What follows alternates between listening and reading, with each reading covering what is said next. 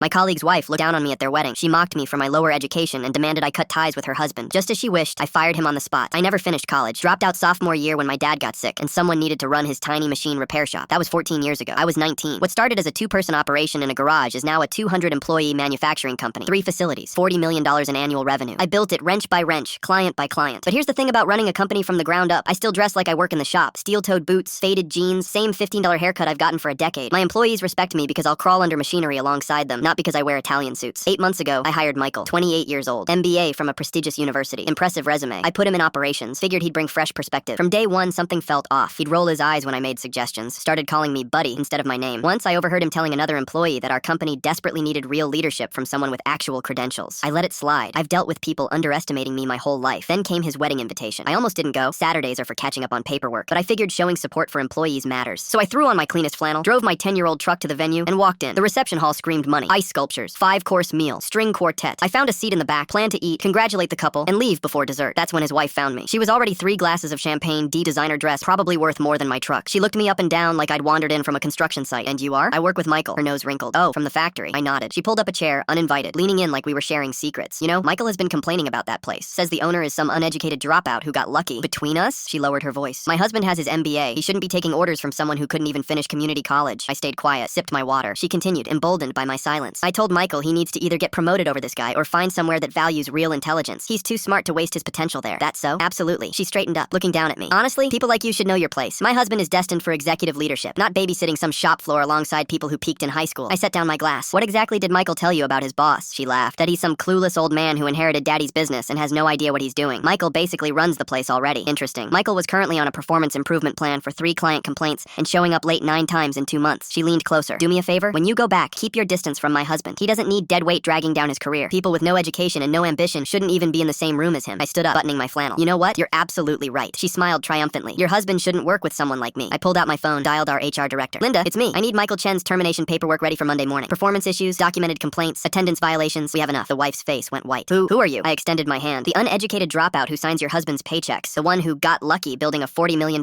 company. The clueless old man Michael apparently complains about to his wife. She started stammering. Wait, Michael never said. You just told me exactly what he thinks of me. And exactly what you both think about people who work with their hands instead of hiding behind degrees. I dropped a $100 bill on the table. As a present, tell Michael to come Monday morning. Something exciting is waiting for him. Monday at 8 a.m. Michael walked into my office expecting a normal week. By 8:15, security was escorting him out with a cardboard box. His wife called the office 6 times that day. I had reception send her to voicemail. 3 months later, I heard through the grapevine they moved in with her parents. Turns out that fancy wedding was financed on credit cards, and without Michael's salary, the bills came due fast. Last week, one of my floor supervisors showed me a LinkedIn message. Michael, asking if we had any openings. I told her to leave him on red.